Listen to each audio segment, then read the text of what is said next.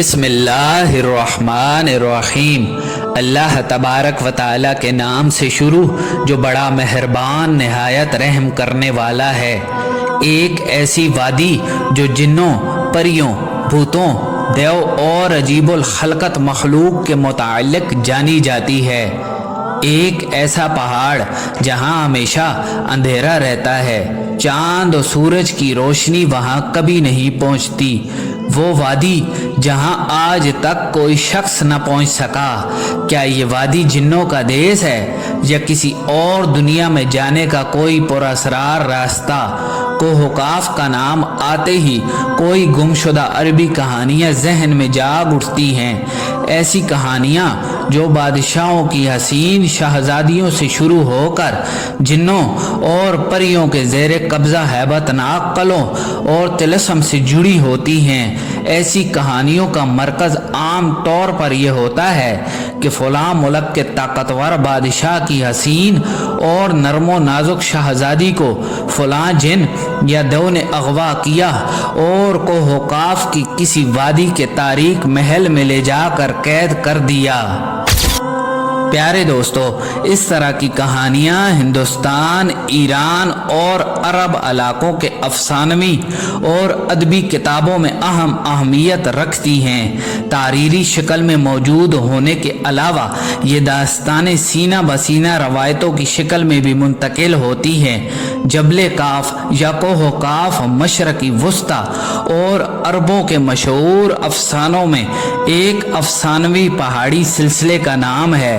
اسلامی روایتوں میں کوہ کاف کو جنوں کا وطن بھی کہا جاتا ہے، جسے اللہ تبارک و تعالی نے چمکتے زمرد سے بنایا ہے، جبکہ ایرانی روایتوں کے مطابق یہ علاقہ شمالی قفقاز میں تھا، جس علاقے پر انسانوں کی کوئی بھی حکومت آج تک قبضہ نہ کر سکی، چونکہ قدیم علم نے ان بلند پہاڑی علاقوں کو اسرار میں ڈھانپ رکھا تھا۔ کوہ کاف دراصل ایک طویل پہاڑی سلسلہ ہے۔ اسے زمین کا دور دراز مقام کہا جاتا ہے، جو داستانوں میں زردشت کی زمین سیمرغ نامی پرندے کی وجہ سے مشہور ہے۔ کہتے ہیں کہ کوہ کاف سبز زمرد پر مشتمل ہے، جس کے عکس نے آسمان کو سبز رنگ عطا کیا ہے۔ کوہ کاف کو جنوں کا شہر بھی کہا جاتا ہے، جہاں زمانہ قدیم میں جنات کی نسلوں نے بہت ساری حکومتیں قائم کی تھی۔ امام قزوینی لکھتے ہیں کہ کوہ کاف کئی علاقوں میں منقسم ہے، جس میں 70 زمینیں چاندی کی، 70 زمینیں سونے کی اور 70 مشک و عنبر کی ہیں۔ عربی کتابوں کے مطابق کاف پہاڑی سلسلوں میں سب سے اونچا تھا، جو اللہ تبارک و تعالی کی طرف سے زمین کو سہارا دینے کے لیے بنایا گیا تھا، اور اس دنیا میں جتنے بھی پہاڑی سلسلے ہیں، تمام سلسلوں کی شاخیں زیر زمین کوہ کاف سے جڑی ہیں۔ اس طرح کوہ کاف جو اس زمین کا سب سے بڑا پہاڑ ہے، تمام پہاڑی سلسلوں کا مرکز ہے۔ پیارے دوستو، مشہور صوفی بزرگ جلال الدین رومی نے اپنی تحریروں میں کوہ کاف کا ذکر کچھ یوں کیا ہے کہ طاقتور بادشاہ سکندر ذوالقرنین نے آب حیات کی تلاش میں مشرق کا سفر کیا تھا۔ اس سفر کے دوران آپ کوہ کاف تک جا پہنچے۔ جب آپ کوہ کاف پہنچے تو آپ نے دیکھا کہ وہاں فرشتہ اسرافیل قیامت کے دن سور پھونکنے کا انتظار کر رہا ہے۔ کوہ کاف اور اس میں آباد مخلوقات کے متعلق ایک اور روایت بھی بیان کی جاتی ہے کہ حضرت ابن عباس رضی اللہ تعالیٰ عنہ فرماتے ہیں کہ رسول خدا صلی اللہ علیہ وآلہ وسلم ہمارے پاس تشریف لائے جبکہ ہم مسجد نبوی میں حلقہ بنا کر بیٹھے ہوئے تھے، تو ہمیں رسول خدا صلی اللہ علیہ وآلہ وسلم نے فرمایا، کیا کر رہے ہو؟ ہم نے عرض کیا کہ ہم سورج کے متعلق غور کر رہے ہیں کہ وہ کیسے طلوع ہوتا ہے اور کیسے غروب ہوتا ہے۔ تو رسول خدا صلی اللہ علیہ وآلہ وسلم نے فرمایا کہ تم نے اچھا کیا، اس طرح مخلوق میں غور و فکر کرو، اپنے خالق میں غور و فکر نہ کرنا، کیونکہ اللہ تبارک و تعالی جس کے لیے جو چاہتا ہے پیدا کرتا ہے۔ اور تم لوگ حیران ہو جاؤ گے کہ کوہ و قاف سے آگے 7 سمندر ہیں، ہر سمندر 500 سال سفر کرنے کے برابر طویل ہے، اور اس کے آگے 7 زمینیں بھی ہیں جن کا نور ان کے باسیوں کے لیے چمکتا ہے۔ اس کوہ و قاف کے آگے 70,000 مخلوقات ہیں جو اڑتی ہیں، ان کو پرندوں کی شکل میں پیدا کیا گیا۔ یہ مخلوقات اور ان کے بچے پیدا ہوتے ہی ہوا میں اڑنے لگتے ہیں۔ یہ اپنی تسبیح کی ادائیگی میں ذرا برابر وقفہ نہیں کرتے۔ ان کا کھانا بھی ہوا ہے اور ان کا پینا بھی ہوا ہے، ان کا لباس بھی ہوا کا ہے اور ان کے برتن بھی ہوا کے ہیں۔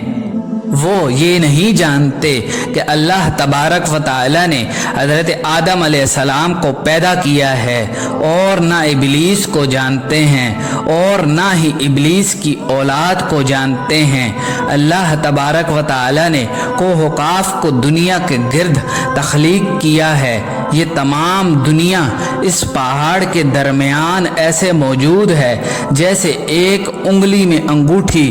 کوئی انسان وہاں پہنچ نہیں سکتا، کیونکہ وہاں پہنچنے تک 4 مہینے اندھیرے سے گزرنا پڑے گا۔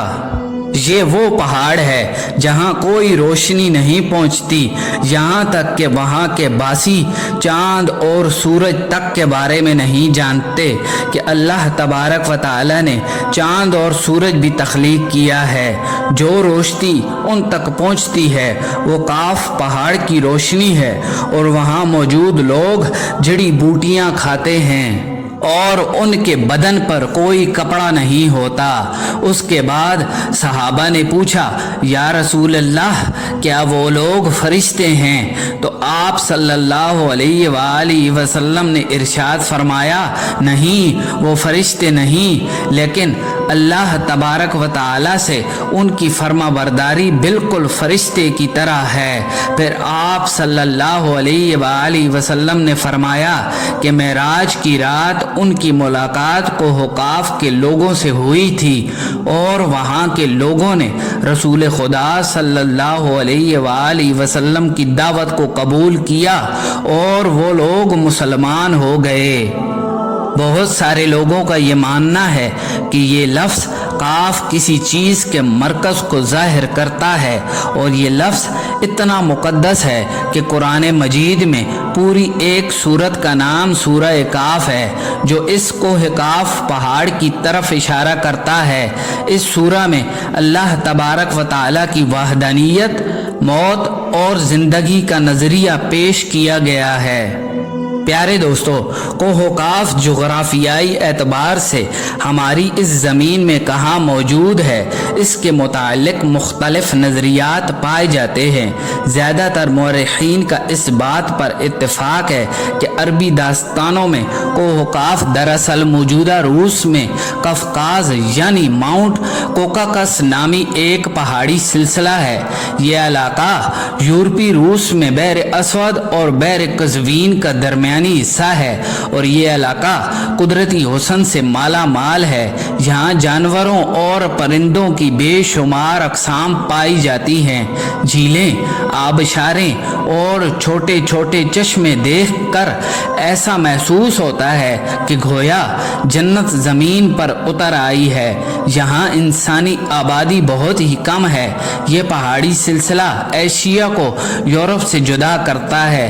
اگر کوہ قاف کو سیٹلائٹ سے دیکھا جائے تو یہ علاقہ سفید پٹی جیسا نظر آتا ہے، جبکہ بعض محققین کا خیال ہے کہ کوہ قاف انٹارکٹیکا کے ان ویران اور برفیلے علاقوں میں موجود ہے جو ہمیشہ بادلوں اور اندھیروں میں ڈھکا ہوتا ہے۔ پیارے دوستو، جدید فزکس کی دریافت یعنی ڈائمینشن بھی کوہ قاف کو سمجھنے میں آسانی پیدا کر سکتی ہے۔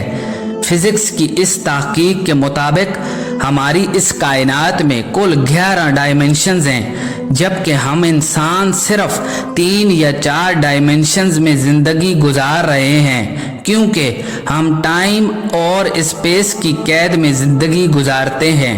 उन मज़ीद डायमेंशंस में कितने सितारे, सैयारे और दुनियाएं आबाद हैं, इसका इल्म सिर्फ अल्लाह तबारक व तआला को ही है। मुहक्किकीन के मुताबिक अरवाह की दुनिया यानी आलम बरज़ुख और जन्नत व जहन्नुम इन्हीं डायमेंशंस में मौजूद हैं, जिनमें इंसान मौत के बाद दाखिल हो सकता है।